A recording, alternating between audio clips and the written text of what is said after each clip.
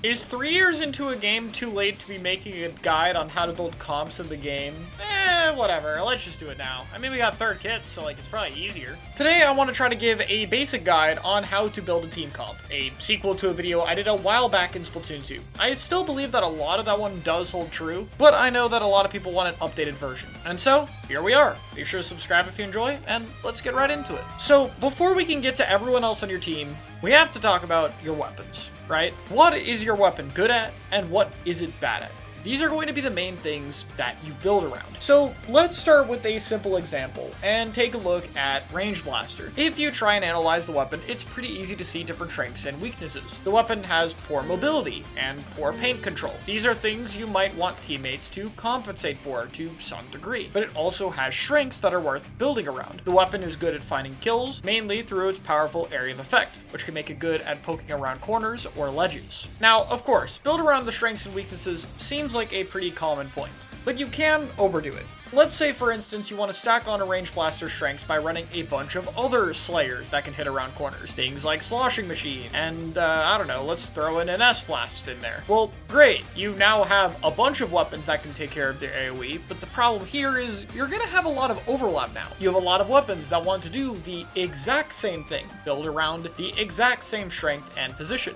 At the same time, you're going to overlap on the flaws too much. This can also go the other way around. If you have a bunch of weapons that do nothing but paint and help your Range Blaster get in, your Range Blaster is the only one who's actually going to be able to try and find consistent kills. And therefore, if they go down, your entire team plan falls apart. One of the big things that I like to keep in mind when trying to build a comp is assume that something will go wrong. A player might die. You might not have a certain special. You may be out of position. If one of those things happens, does your comp completely fall apart? If the answer is yes, then that means you've probably done one of those two problems. So let's talk about an example of building on a weapon strengths that isn't directly overlapping.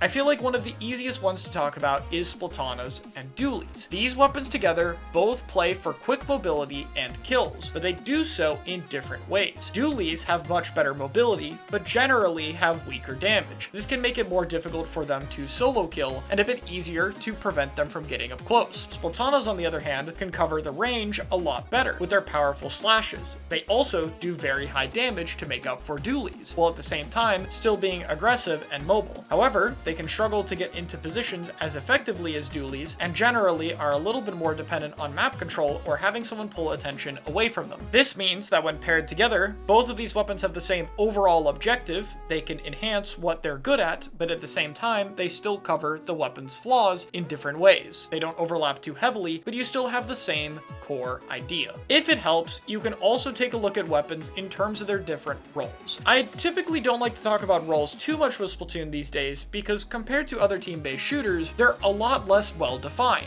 and what role a weapon is seen as can even change over time. But typically, you'll have weapons that can focus on either getting picks or pulling attention. These can be Slayers/skirmishers. You have weapons that tend to be more supportive, being able to help with paint control or getting specials to help you get back in, and then you have your anchor weapons, long-range options that can apply pressure at a safe distance to help you get in. You don't need all of these, but they can be a good thing to look at to see if you're overlapping too much. Pretty obvious examples include maybe you don't need 2 anchor weapons, or maybe you shouldn't have 3 supports. When looking at a weapon though, you also have to look at the weapon kit. The kit of a weapon is the sub and special that they are attached to. Oftentimes, this will serve to enhance a weapon on kits that are done well.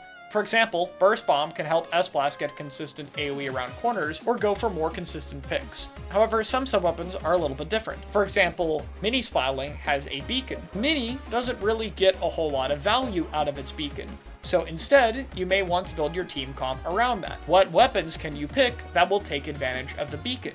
Usually, this would be aggressive weapons that might die a lot or have the ability to fight on their landing, such as, again, Splatanas and Dualies that we talked about before. Specials can have a whole host of different use cases. Some of them could be good stability tools, like Crab and Big Bubbler, that offer protection to your team. Some of them can help with paint control for pushing into areas, like Booyah or Tri-Strike. Some may help you with tools to get back in, such as Tenna Missiles, displacement, and location tools. And others might just be for trying to barrel in to take out opponents at close range, such as Ultra Stamp, Reef Slider, or Kraken. Like with the main weapons though, I think you'll understand that, again, we're talking about about not overlapping too much and having enough things to cover each other's flaws. But like with the weapons, this might depend on what you're running. For example, take a look at Crab Tank. While this special has a lot of strengths, it is very slow. It basically functions as a very immobile anchor for the time it is popped. Therefore, if your team composition can really struggle to take space effectively or has low mobility, it might add to the problems of being able to move back in compared to other specials. Some comps just aren't going to need certain specials for certain roles,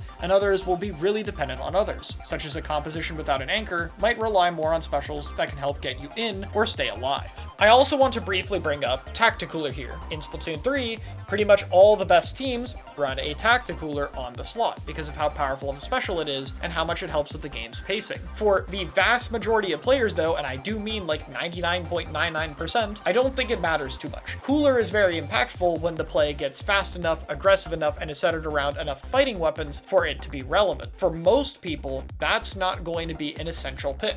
If you like playing around Tacticooler or have a weapon that works for it, then go for it. But don't feel obligated to run it. Team comps are a very malleable thing, and if it's not something that works for you, you don't have to do it right now, and maybe one day you'll feel more like implementing it and can do it then, or maybe not at all. The biggest thing when trying to figure out comps is the ability to experiment and try things out. Don't feel afraid to test something because it might not work. That helps you in figuring out what does work. Finally, before we get to some examples, let's talk about goals. So let's talk about a roller, for instance. If we have a roller, what is the goal of the roller player?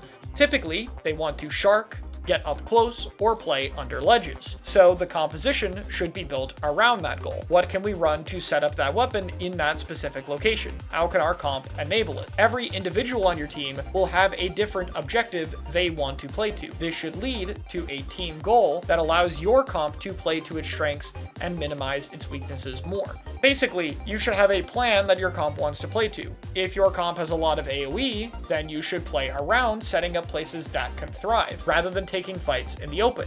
If you have a comp that's centered around mobility, you want to take advantage of using the sides of the map and being able to pull attention to slow the enemy team down. Whatever you're running, make sure you're using it. I think what's become especially important in Splatoon 3 is that you really do build around whatever strength you're trying to do. So let's take a good look at a few compositions. I'll start with my team's comp, Moonlight. Their most standard comp is the 96 Gal Deco, Mint Decavitator, Snipe Rider, and Tenebrella. This comp builds a lot around stalling and tanking. The tools that help utilize this are Tenebrella Shield, which can also help with entry, 96's Wall and Kraken for survivability, and Mint Decavitator, with the threat of walking in and trying to punish the comp up close, being stuffed out by that weapon's charge slash, as well as the Big Bubbler adding another way for the comp to stabilize, one that naturally deals with options that would normally shred things like Wall and the Tent Shield. Because of this, Moonlight plays a lot around being able to hold space more effectively, forcing the enemy team to try and commit resources because it's very hard to 1v1 against these kinds of shields, slowly taking space against the opponents. Notice that even though they're stacking into that strength, it's done in different ways. They have weapons that shield passively and weapons that shield more aggressively. They have specials that hold location and specials that help you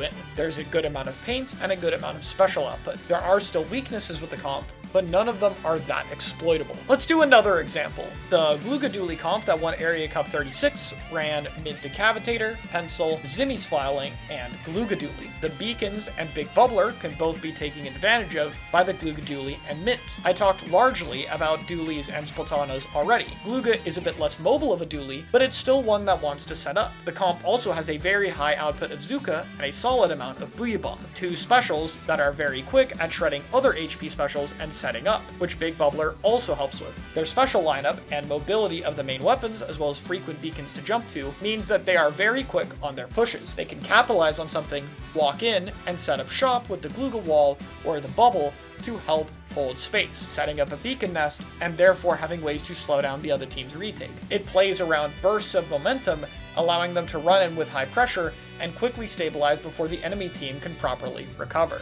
Again, there aren't too many major weaknesses here that aren't amply covered, because there's still a good amount of variance in the way the weapons do things. Gluga can take advantage of more open sight lines, the Glugadoodly can shark more, and if they're stuck locked out for a while, the Mini has a high output of Zukas to try and find a way to open things up. What's really cool about this is even if you look at a standard meta comp, a lot of it is done in the same way. Let's take a look at a pretty normal one. Pencil, Splash, Slosher, and S-Blast. We have two burst bomb weapons, and 2 high damage weapons. These high damage weapons also both have area of effect, again synergizing with all of the burst bombs. This has a composition that plays really well around fighting on corners or diving together. 2v1s can result in many different ways to kill people quickly. In addition to that, all 3 weapons have specials that are helpful in getting in, while the crab provides a little bit more stability. Pencil even has more utility than usual here because it's very good at covering open sight lines, so if people try to avoid fighting around corners that the Slayers can thrive at, Pencil has a good way of punishing that. I hope that these examples and mindset were able to help you with making comps. And if you still want some more help on it, feel free to check out the original video done back in Splatoon 2. That video obviously still stands on its own, and I tried to go with a bit of a different approach to explain it for this game. Regardless, I hope you all enjoyed, and I will see you all next time.